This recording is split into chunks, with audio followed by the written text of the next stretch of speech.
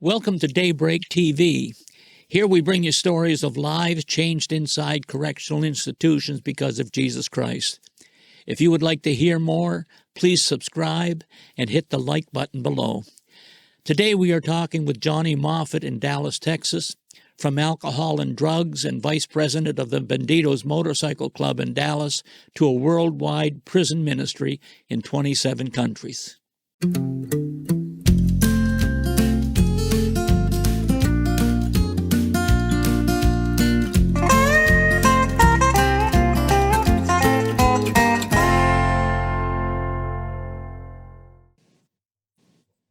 We want to welcome you to the Daybreak TV program. I have a very special guest that I've known for a long, long time in prison ministry. And we hooked up the last time in person was in Angola institution. We were doing a prison conference down in Zachary, Louisiana, and going over to Angola to visit the institution and talk to the inmates and that over there. So the individual I'm talking to is down in Dallas, Texas, and his name is Johnny Moffitt. And just to explain how we got hooked up briefly, is that 1983, I was traveling down to the Carolinas, and I was going to see Jeff Parks. And he was the head of prison ministry for the PTL network. And so I was there with Jeff in the Carolinas for about a week. And then he sent me down to be with Johnny and his wife, Betty, in Milledgeville, Georgia. And so that was our first meeting in 1983. We both just came out of high school shortly before that. Is that correct? That's exactly right. Yeah, right. I knew this was going to be a good one. Okay, so Johnny, when we don't have a book, you have a book that's written now, and you mentioned you were sending some up in the mail, and so yeah, I took them to the post office. They said it would take about 11 days to get to where you are. Okay, so when we get editing, we'll put the book on the site. As we're talking like this, we can put the picture of the book on when the book gets here. Okay, so in our conversation, you were born in Texas, right? We're trying to get to know who Johnny is and where he came from and how he got to where he is now. And so you were born in Texas, correct? I was born in Amarillo, and I was raised in Lubbock. Okay. So then you went, how did you get to Milledgeville? Well, that's a long story. I guess we got a little time. Betty and I started a boys' ranch in Lubbock about 1973, and we were there 3 years, and then God told me I need to further my education. We went from Lubbock, resigned at the boys' ranch. We went to Christ for the Nations Bible Institute in Dallas. Yeah. Graduated from there in 78. And there was a gal from Pennsylvania named Cookie Rodriguez. Cookie Rodriguez is basically the character, the lady that the character was based on in Crossing the Switchblade, book by David Wilkerson years and years ago. Yep. And she was delivered from drugs and so forth, and she was in bad shape, living on the streets in New York City when God touched her. And she got saved and began to minister, and she started a place called New Life for Girls. A home office was in Pennsylvania. They had another one in Mississippi, one in Puerto Rico, one in California. And she come out of that group, Nikki Cruz and that bunch. And so I was working for her part-time while I was going to school. And she called me one day and said, I need you to go to Milledgeville, Georgia. I didn't even know there was a Milledgeville, Georgia. She said, I need you to go there. I'm going to have a crusade, and I want you to go do the advance work for me for the crusade. So I went to Milledgeville. I was there 10 days, met a bunch of great people, ministered 14 times in 10 days. They had me preaching everywhere. And I had I had a back problem. When I got off the plane in Macon, Georgia, my back just went completely out.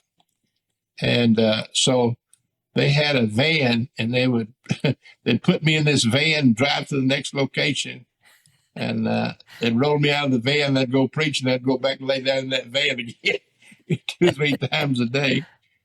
And that went on for about 3 days. And I went back to Christ for the Nations. It was my last semester there, and I was praying about where we were going to go and what we were going to do.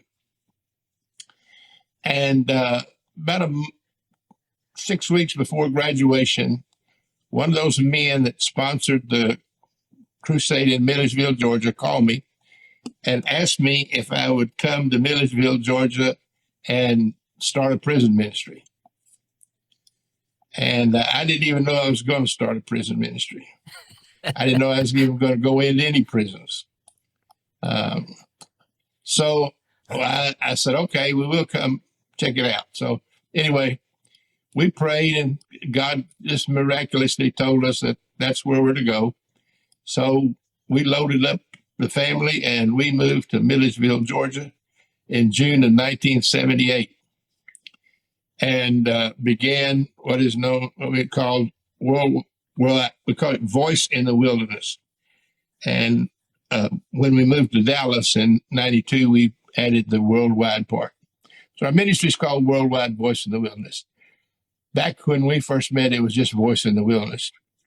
So we started there. We ended up in Georgia in June of 1978 with a U-Haul truck full of furniture and $100. And all we knew were those men. If I'd had enough money to go home, I'd have went back to Dallas. I just the men decided that they decided they had made a mistake. They wasn't going to be able to support us. So we just couldn't go. We couldn't do anything. We were there. We were stuck. So we said we'll make the best of it. And I started going to the prisons and knocking on doors there in Milledgeville. That's how I got there.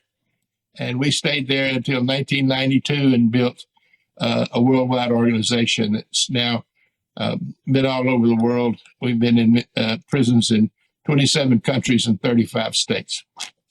And this year we're celebrating 46 years as a ministry. That's awesome. So being raised, how did you get called? Were you raised in the church, or what was your background as far as? No. My mother was a Christian, and she took me to church. When I got big enough, she couldn't whip me anymore. I didn't go. There was nothing in her church for me. Just about 20 old people, and her church, the church she went to, didn't believe in anything. I never did figure out what they believed in. I heard a lot about what they didn't believe in. They didn't believe in music. They didn't believe in musical instruments. They didn't believe in women preaching or having anything to say. They didn't believe in Sunday school. They didn't believe in paying their preachers.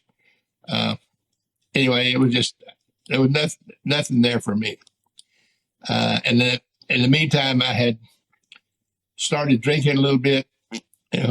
When I got out of high school, I went to Texas Tech. Lived there in Lubbock. I got kicked out of Texas Tech for not going to class.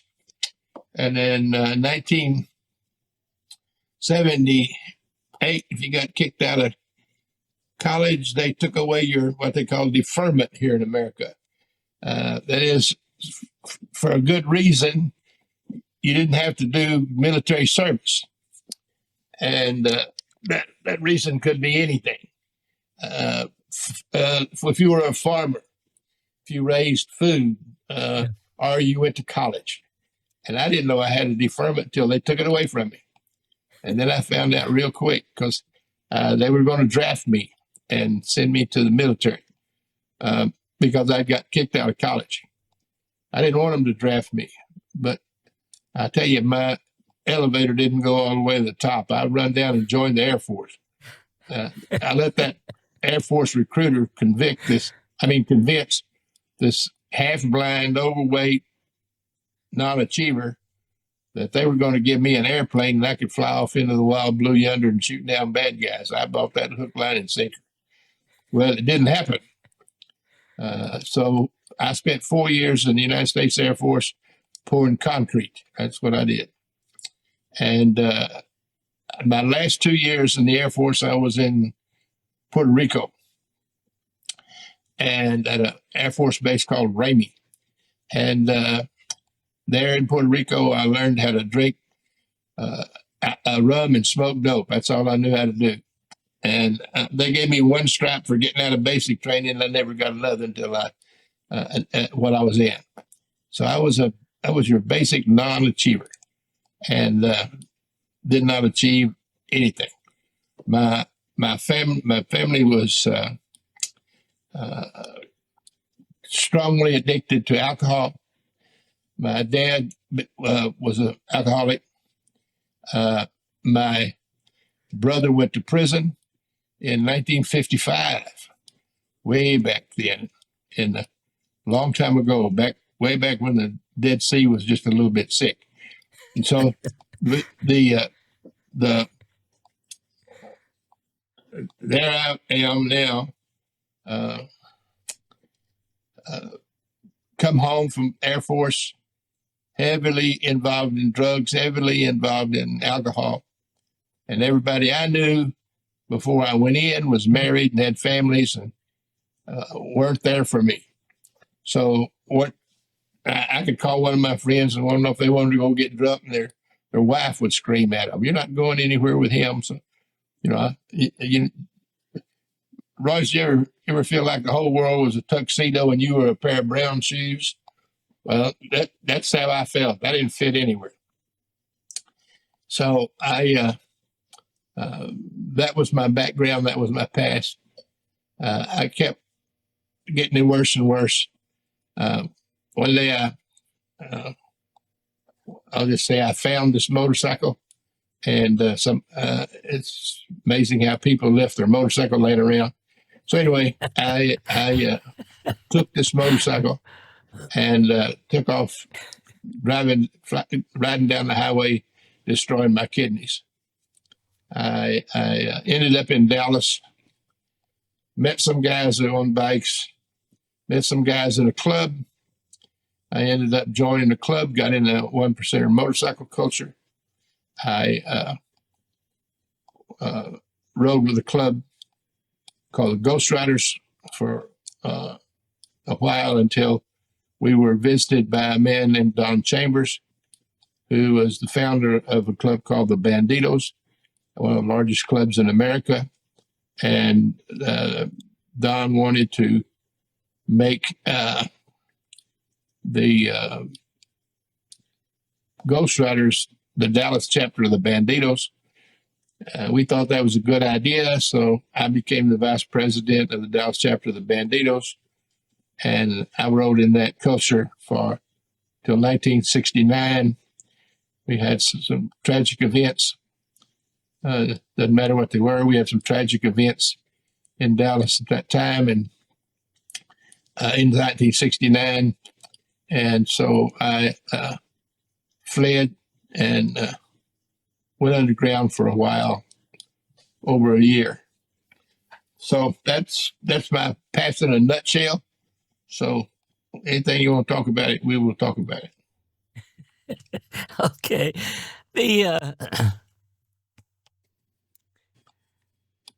You got hooked up with Frank Constantino when you guys started COPE, Coalition of Christian Yeah, Evangelists.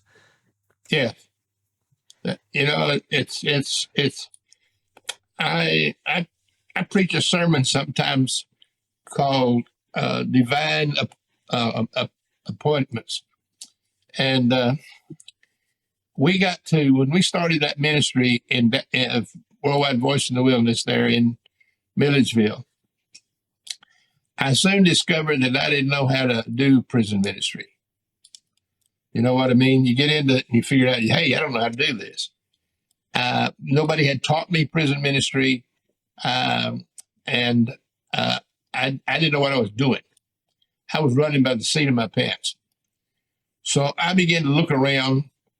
There were so many conferences in those days. Somebody got to be having a prison ministry conference. Well, guess what? Nobody was. Nobody ever. Never. I could find no one anywhere having any kind of conference trying to help people in prison ministry. So I told my wife, I said, "Look, Betty, I can't find anybody to teach us how to do this. So I'm just going to have a conference myself." And she said, "Okay." And we didn't even know how to have a conference. You know, we just doing stuff and don't know what we're doing. So, the only people I knew in prison ministry was I had met Chaplain Ray miraculously in Dallas. And if you remember who Chaplain Ray was, I'm sure you do. Our audience may not know, but Chaplain Ray was probably the greatest prison minister that ever lived. He had a radio show that went all over the world, I think. And everybody listened to Chaplain Ray on the radio. And he did interviews, read letters from prisoners is what he did.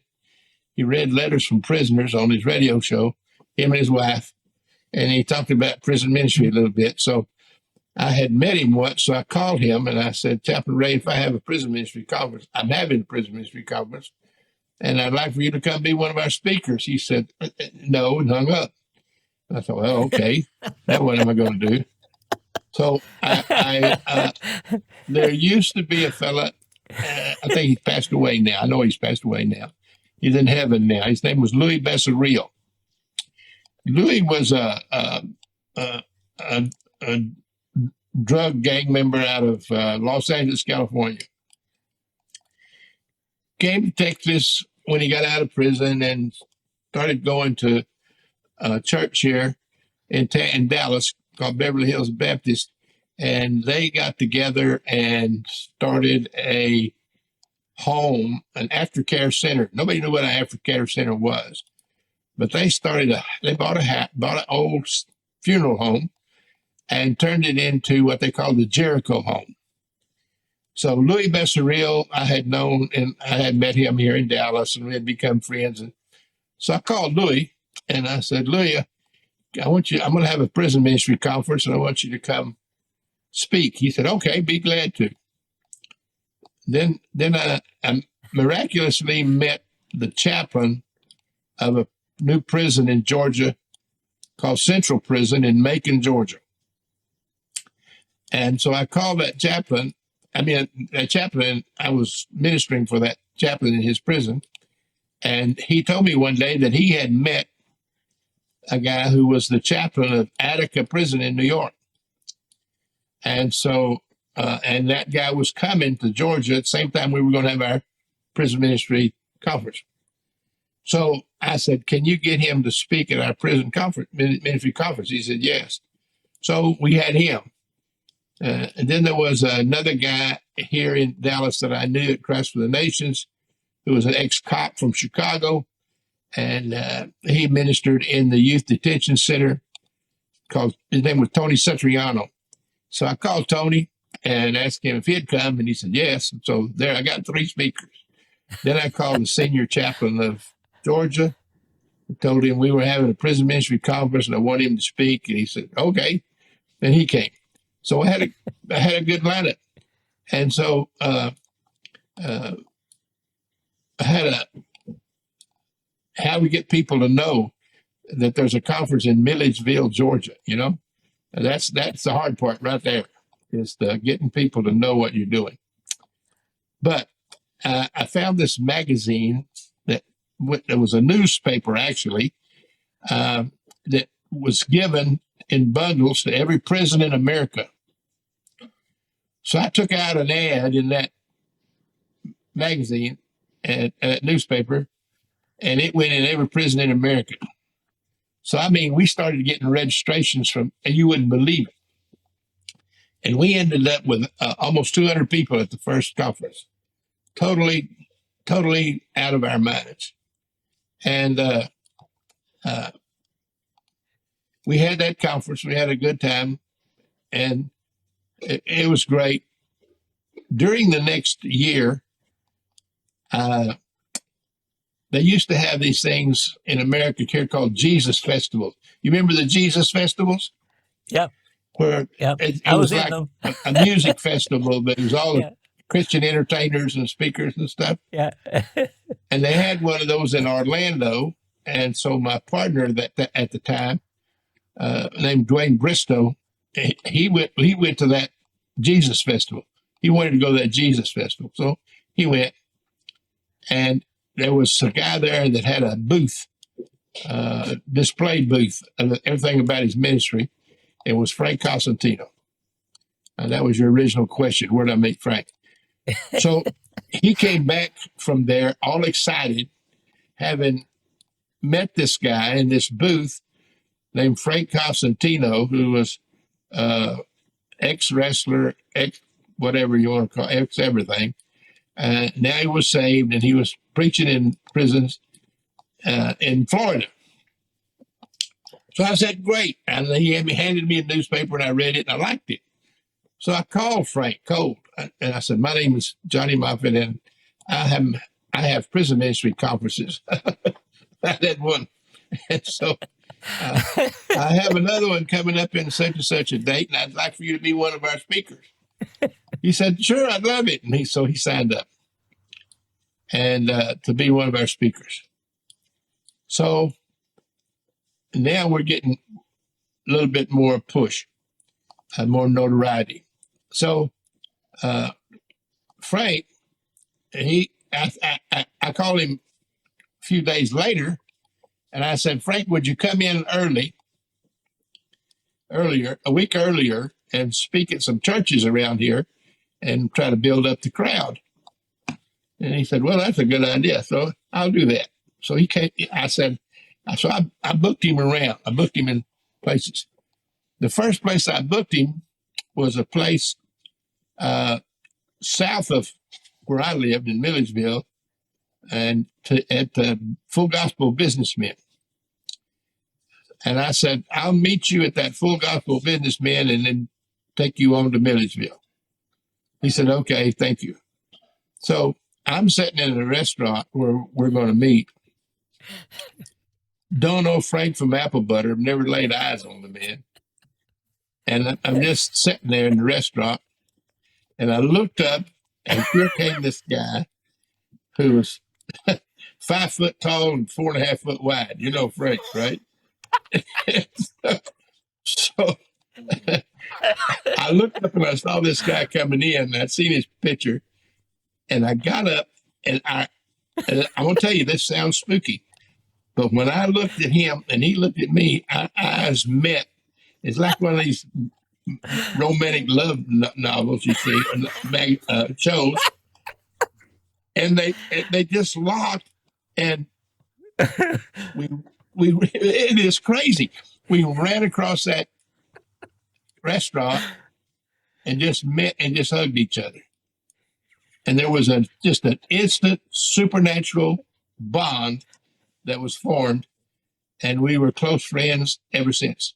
Yeah. Until he passed away, and that was tragic. Frank spoke into my life. He spoke into a lot of lives. I love that man with everything I had.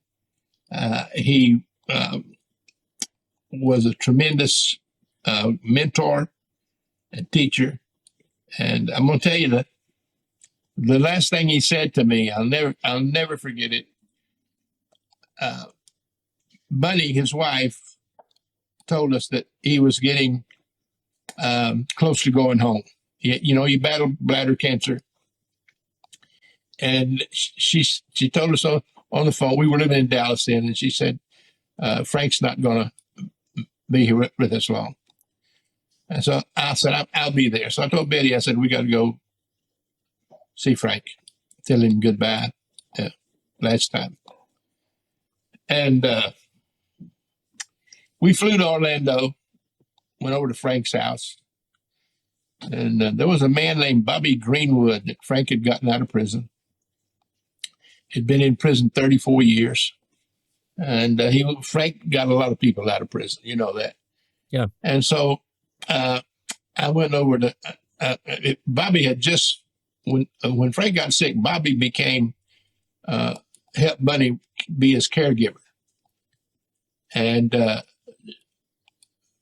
she had, Bobby, when I got there, Bobby had just got back from Frank's last chemo treatment.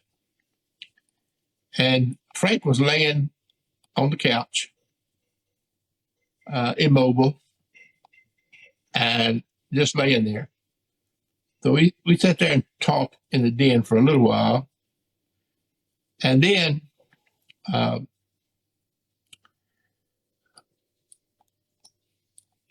Betty was in the kitchen with Bunny, and I was in the den alone with Frank. And I leaned over. I got on my knees beside the sofa, and I leaned over on the sofa to just kind of tell him bye and minister to my friend. And when I did, Frank reached up and grabbed me behind the head with his hands and pulled my face right down to his face. And he said to me in a dying breath, he said to me, "Johnny, minister to the takers, but fellowship with the givers." And I thought, oh my gosh, I've traveled halfway across the country to minister to this guy because he's dying, and he's laying here ministering to me. That's the kind of guy Frank was. He never stopped ministering to people. He's been up, and I thank God here. for that. He's been up here, and yourself as well. Frank has been up here working in our institutions in Canada and at the conferences and that. And with Frank, he began Bridges of America, correct? Correct. Yes. And then they came into Canada, Bridges of Canada. So they work with all these chaplains right across our nation here in Canada. His daughter, Lori, is over the Bridges work. Is that correct? Correct. Yeah. Yeah. She's in charge. She's over the corporation, Bridges Incorporated. Yeah. They have all over. When Frank passed away, he had 5 Christian prisons, release centers for the state of Florida, 1 in England and 1 in Egypt. And he was an ex-con. His life was a total miracle. So, but he was a great mentor and a great friend. And I don't think, I think that's how I met Frank Cosentino. Yeah, and we traveled around the world together. Yeah, we came up to see you. We came to New Brunswick and Nova Scotia many times to go into the prisons. I've been in many prisons in New Brunswick, Nova Scotia, that area. Yeah. preaching the He, gospel.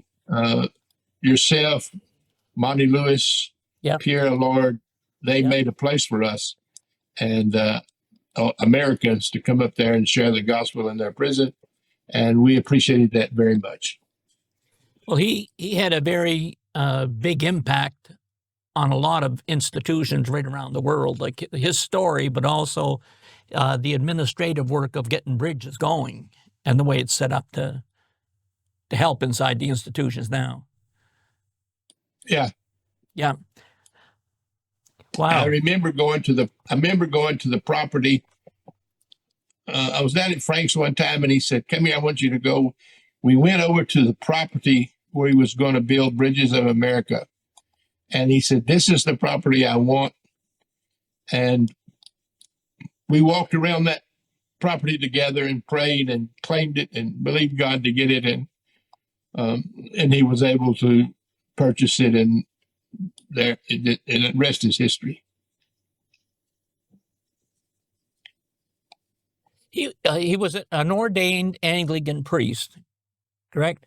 Yeah, that's Yeah. exactly right. He was a Episcopal deacon, Yep. and then uh,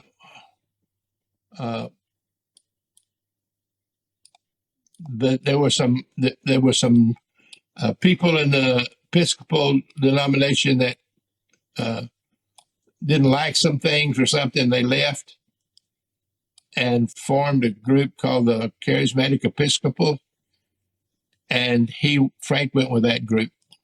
Okay. And he became a priest in that group, and then a few years later he was ordained a bishop.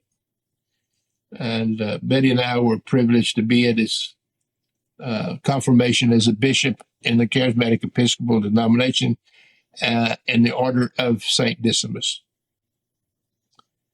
Yep, he was a serious player. What I like, Johnny, about prison ministry, it brings us in from all different denominations, and we work together to get lives changed inside. And him being Exactly. Anglican, and you might have been Baptist or whatever, the first church I didn't was have any stone music. pagan. Okay. Yeah. Yeah, I was just a pagan, that's all. But yeah, at prison, I had a guy ask me one time, he says, "How come you prison ministers, how can y'all get along?" He said, "Don't you know the rest of the church can't get along?" He said, "I don't understand how y'all get along." I said, "We're not fighting over each other's sheep. I got more convicts than I can say grace over. You can have all you want."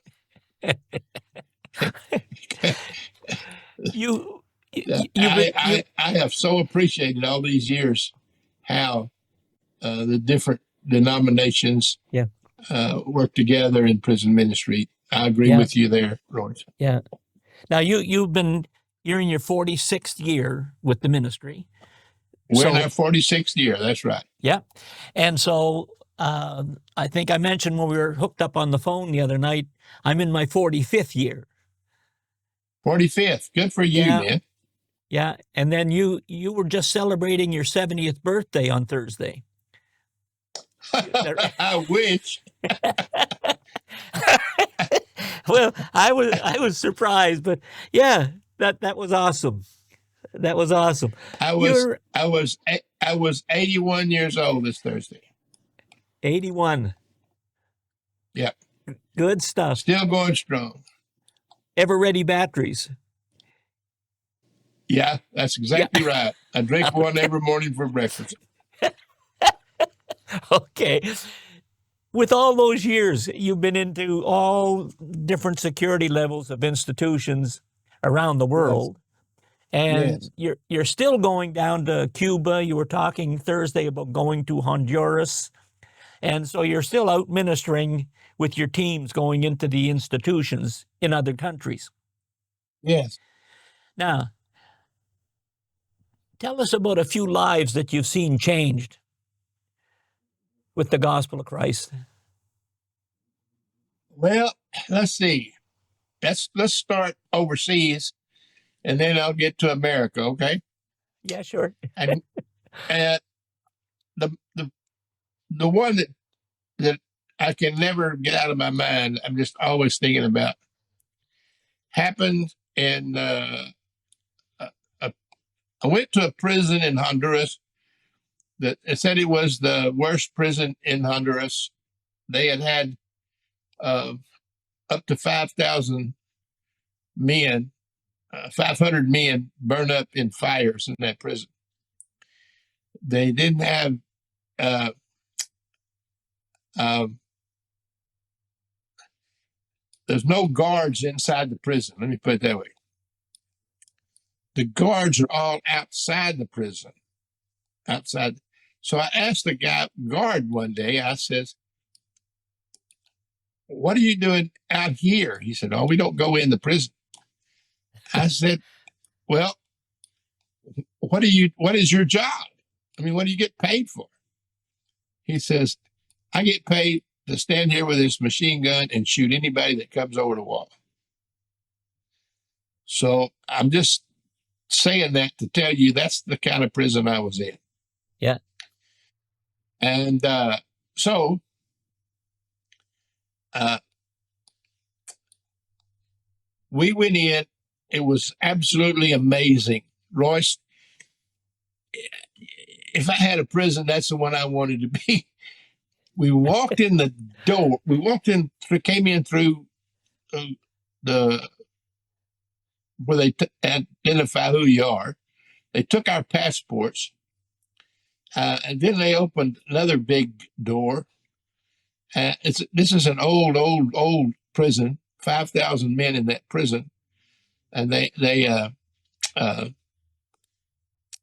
very close security.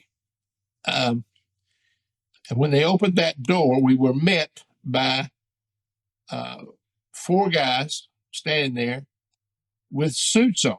Now that was amazing to me because uh, in Honduras they don't clothe the men and they don't feed the men. Their family has to bring everything to them. So here these guys were standing there in dressed in suits, and I said, "Well, who are you?"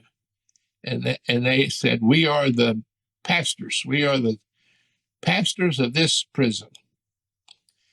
I said, "I love it. I'm liking this better all the time." Inmates were the pastors. So I noticed that we started walking back. We had to walk about almost 100 yards.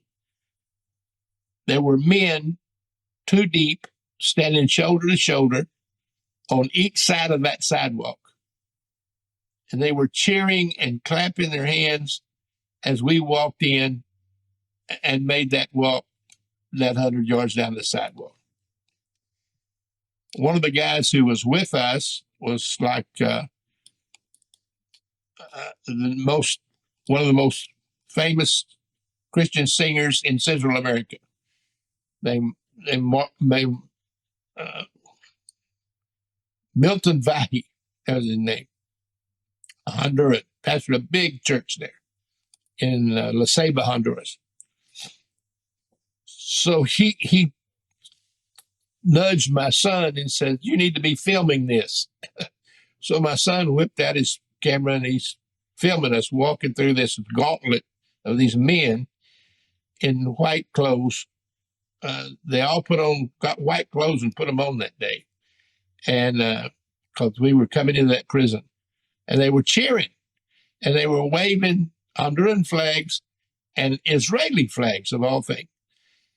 Yeah. And we could hear people singing.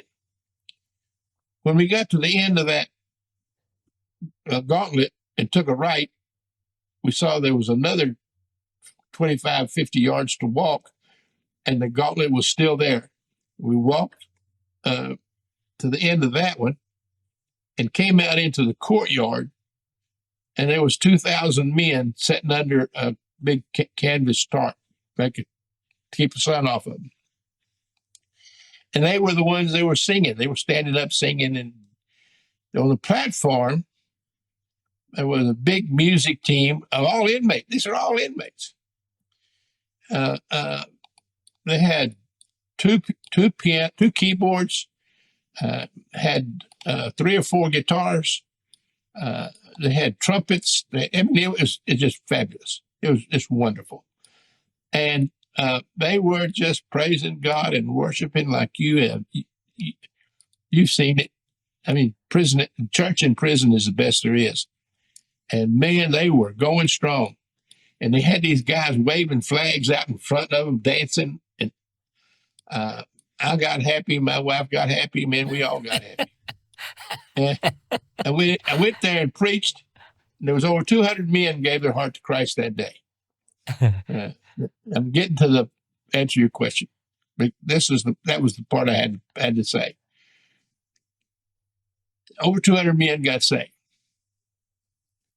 2 years later, I'm back in Tegucigalpa, Honduras, and our contact there, a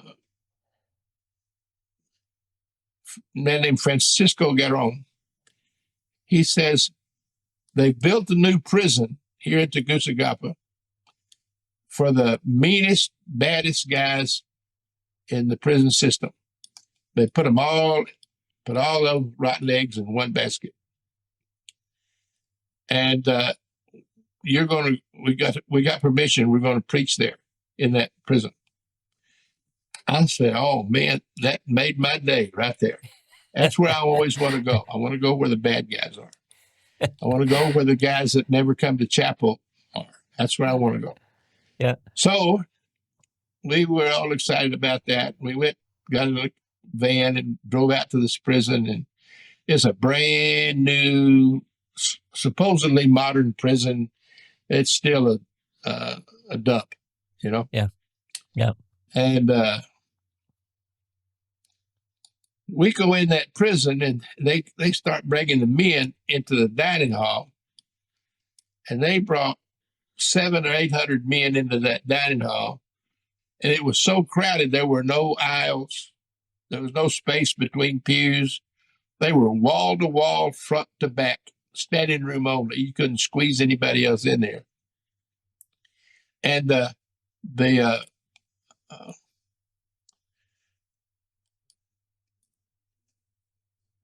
first row of inmates was about 3 feet.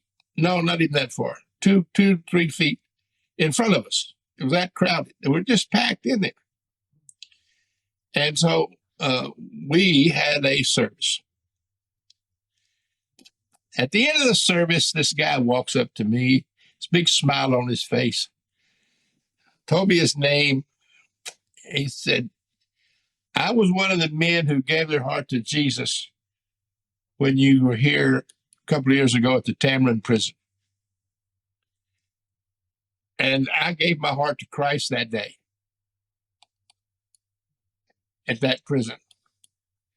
And when they built this one, they moved me here because of my crime. And I said, well, I thought this prison was for the bad guys. He said, that's what I said. They moved me here because of my crime. I said, oh, okay. He said, they say, here's what he said. He said, they say, the government says that I killed over 50 people. And most of it was collateral damage. He said, I was a shooter. I was an assassin for a large cartel. And they would tell me, yeah, I want you to go over here and kill Jose, anybody, you know. And he said, I just blow their house up.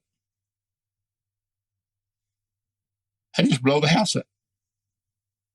And it didn't matter how many people were in that house. I knew who those people were. So they put me here to live all my life. But that day when you were there, God touched me. And I am one of the chaplains, one of the ministers here at this new prison now. Well, as you can guess, we had a celebration that day. Yeah. And a couple of months, I don't know, it must have been 6 or 7 months later, Francisco Gueron, our contact there, called me. And he said, Johnny, he told me that guy's name. He's dead. He was, they had a gangs got in a fight. And he got in the middle of it to try to stop it. And he lost his life. And I thought, well, praise God that God let me go to Tamron, that he was saved in Tamron, and he's with the Lord. I'll never forget that guy. So that kind of thing is the most important. That what we do is important. You hear what I'm telling you, Royce? Yeah. What you do is important. And don't ever stop. I'm 81 and I don't ever want to stop. I hear these, I meet these great men and these guys whose lives were totally, absolutely, totally destroyed. And somehow they come to Christ and their life changes totally and completely. And to be part of that is just the greatest miracle there could ever be. Yeah. And that's what we do, Royce. That's why it's important what we do. And that's why we've got to keep going and keep doing it. So it's a sad story, but it's a story that needs telling. Yeah. It's a story that needs shared, because what we do, no matter what, don't ever let anybody tell you it's not important. It is absolutely important for the kingdom of God. So that's go ahead. one guy. Now, I gave you a list recently of thank you. A lot of guys. Yeah. And I'm going to tell you about some of them. We have a guy that's in training with us right now to do what we do. We do marriage seminars inside prisons, and which is just awesome that they allow us to do that. I was going to ask you about that, because you've been doing that a while, you and Betty going in for the marriage seminars. Yeah, we've been doing that since 95. Yep. We just did our 90-something marriage seminar. I don't know that exactly. Betty knows that, but she's not accessible right now. She does her regular weekly prayer. Her and her prayer partner pray for 4 hours every Wednesday morning, so she's tied up. But they are training to take over. I met them in prison. He was doing time, and they came to our marriage seminar. The couple that we are training right now, and God touched him. He did 33 years in Texas prison system, and his wife visited him, and they were married after he went to prison, and they are just super people. And he's been out a while. He goes back to prison on his own. He's been going back to prison ever since he got out. It said when they let him started letting him go back into prison when he hadn't missed a lick. He just kept going. So he's a quality guy, and I hope that you will interview him one day. And I guarantee you'll have just a fantastic time with interviewing him. Name's Reggie Hicks. So this is a guy who was a total loser as far as society is concerned. Society had no hope for this guy. He was locked in the solitary confinements for several years, and he met God in solitary confinement. There's another man on that list I gave you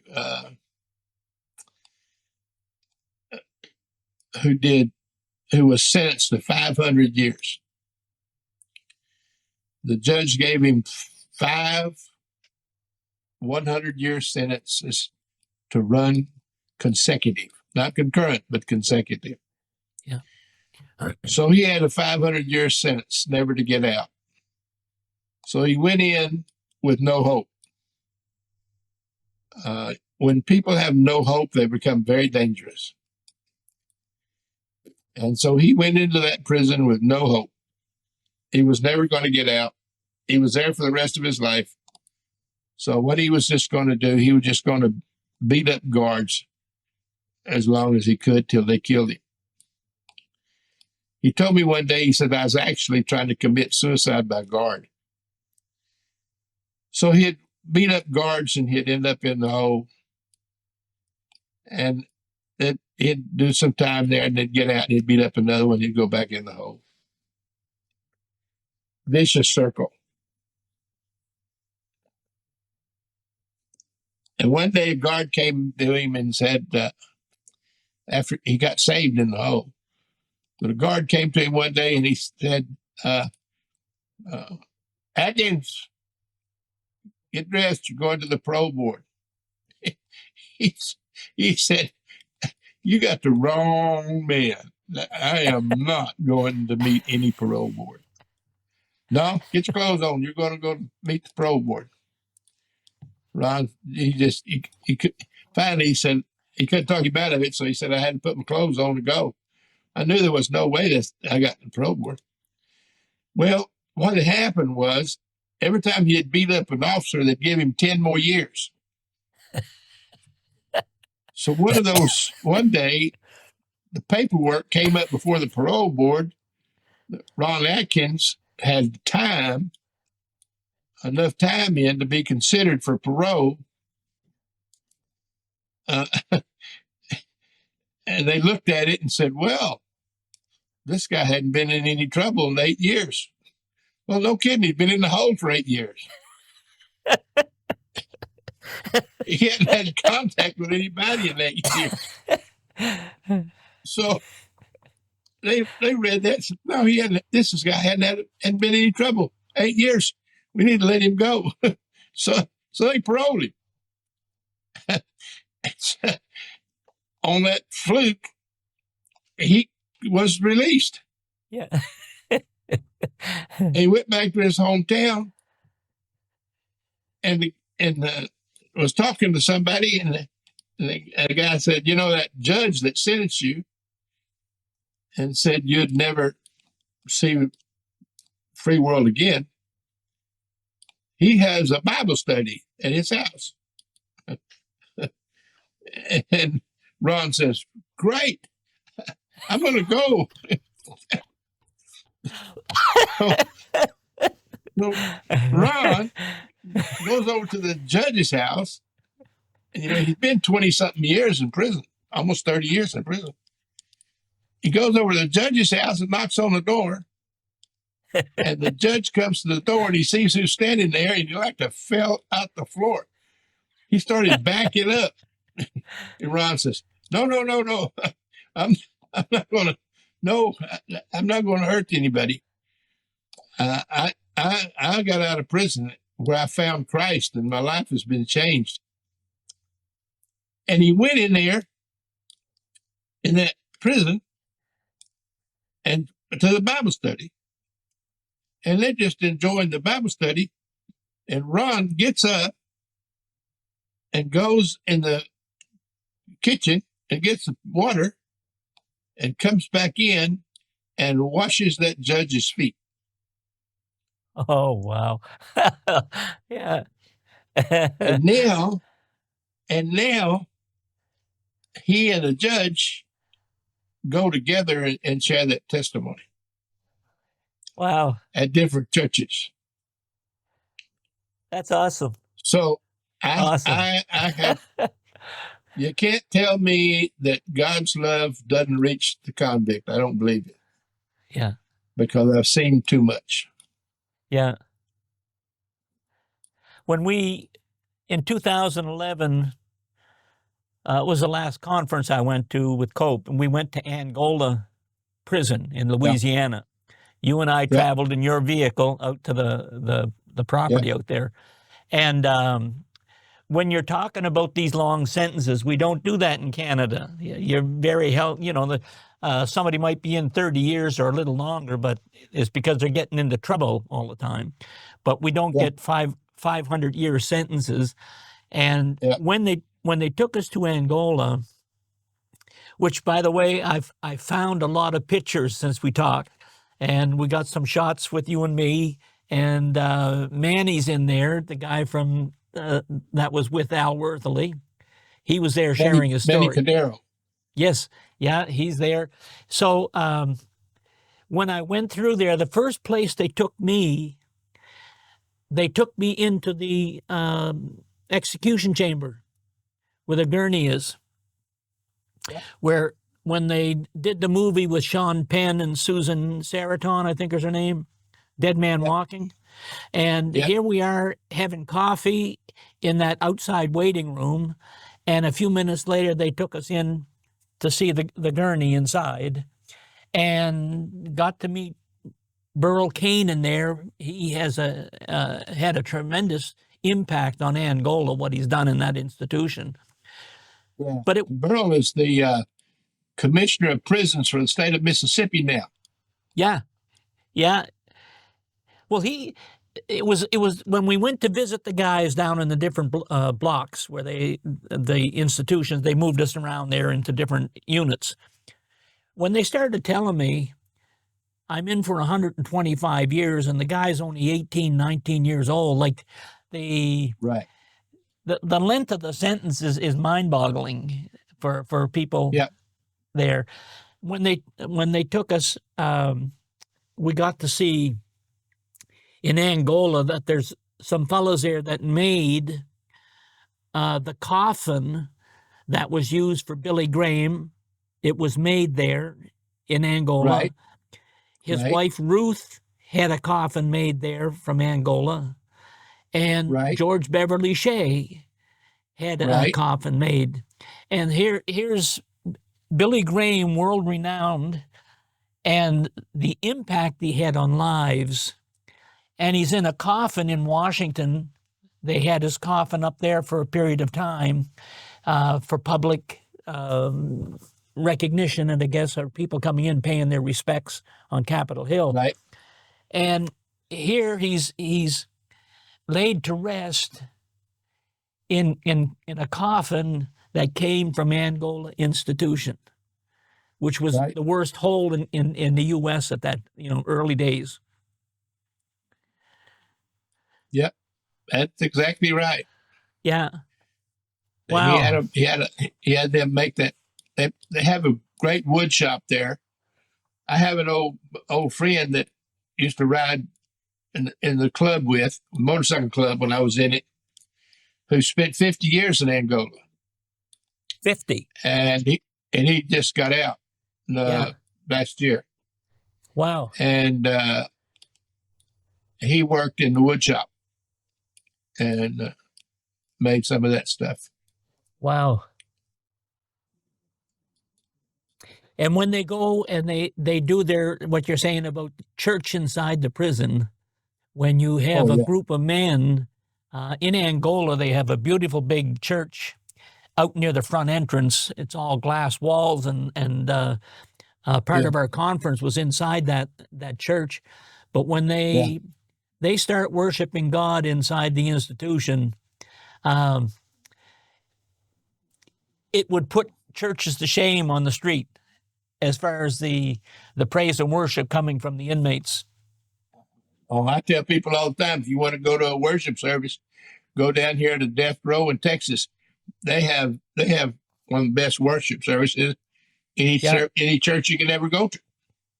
yeah. Have great worship leaders, great everything. Johnny, what when Have we a do this, full blown operating church down there.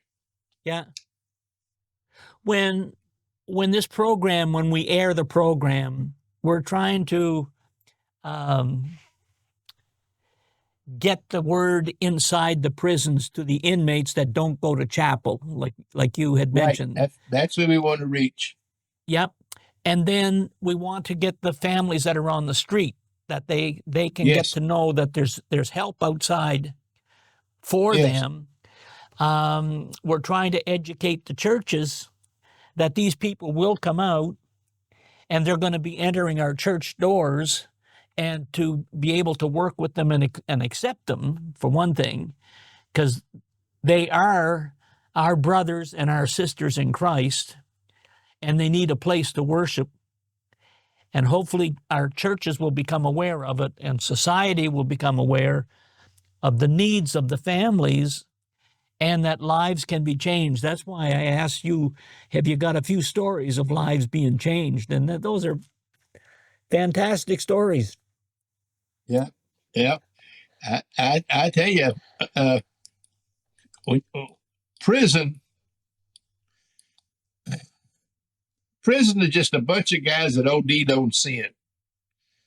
You know, Yeah, and they're not to be written off. They're to be ministered to and the gospel shared with. And you have to, people have to realize that.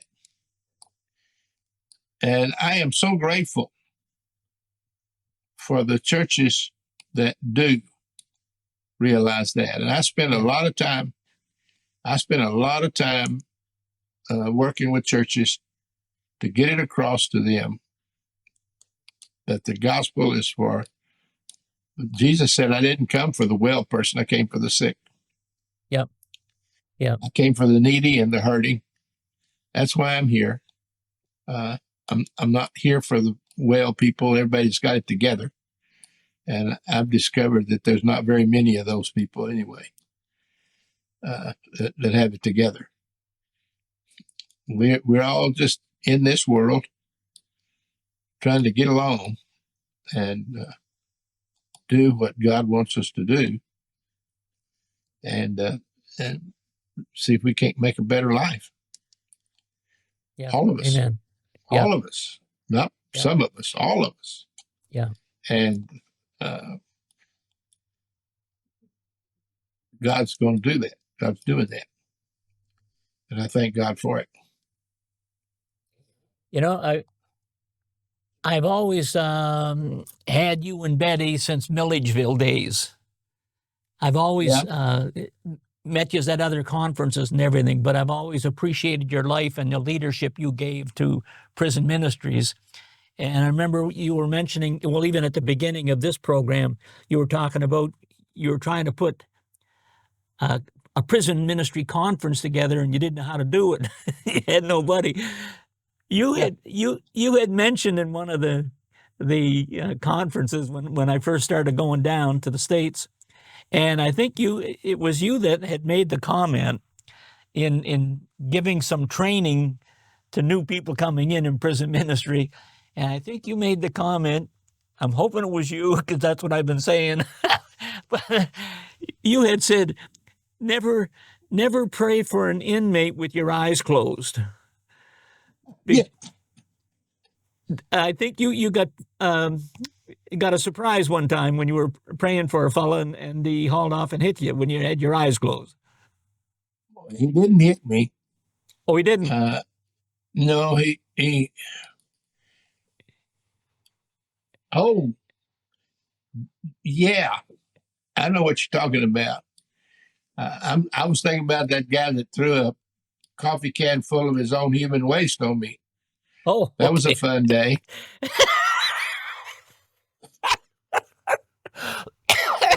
It's, Oh, that's not so bad. You just go home, sandblast your body, and burn your clothes. But I led him to the Lord. That's the main point. He came to Christ, so he yeah. he can throw it all on me, whatever he wants to do, if he'll come to Christ. And but the guy you're talking about is the guy that was demon possessed, and we were at a prison in South Georgia, and he I was praying for him, and he hit me under the chin, and I rolled over the chaplain's desk onto the ground, onto the floor, and my no, he hit my partner, hit Dwayne. Yeah, boy, that's a long time ago. I'm 71. I got to think through this You're how right that on. happened. Yeah, he hit Dwayne. He hit Dwayne and knocked Dwayne over the chaplain's desk, and I come around the desk and pushed him into the chair and jumped up on his lap in the chair. He's not going anywhere now. I can hold him down.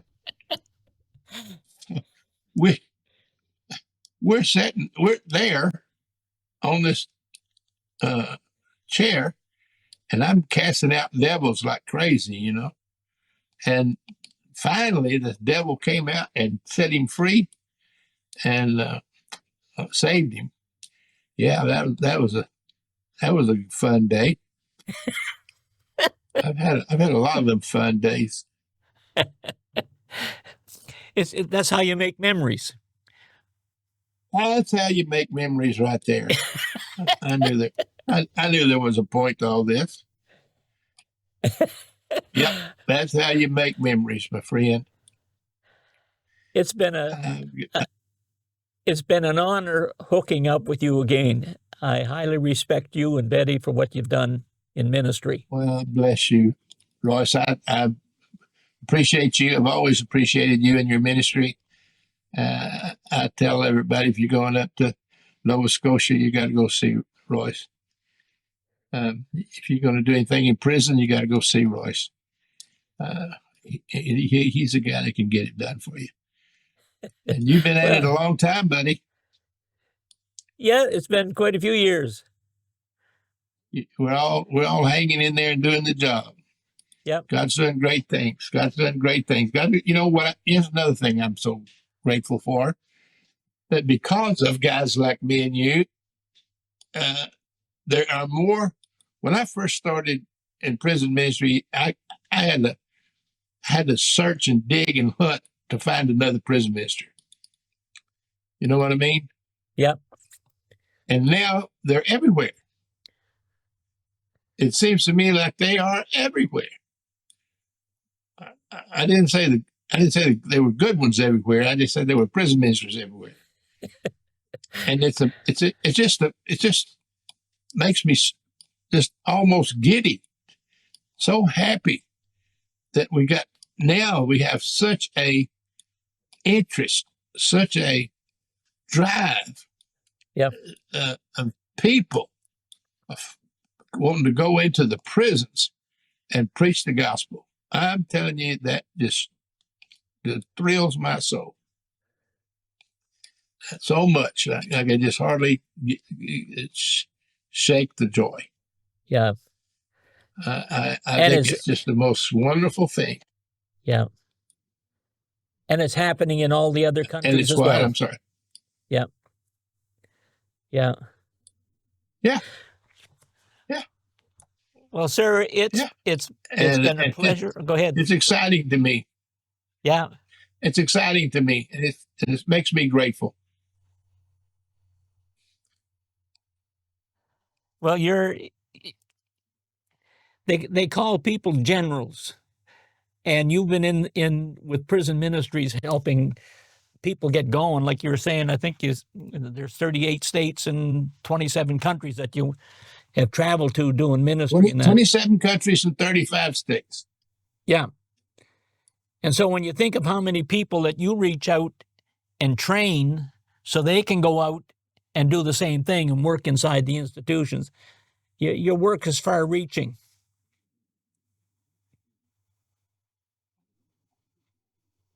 Yeah. So don't stop just because you're 71. No, I don't intend to. Okay. I figure I'm not going to live a day over 125, so we'll see what we can get done before now and then. I think that's a great thing. Yeah. Keep focused. Yeah. I love you, sir. I love you too, buddy. Okay. You have a great day. If I can Regards ever to help you Betty. in any way whatsoever, you let me know. Okay, sir. I appreciate that. God bless you. Only Jesus, only Jesus, only Jesus can set the captive free. Break the chains of sin that bind, free the soul and free the mind. Only Jesus can set the captive free.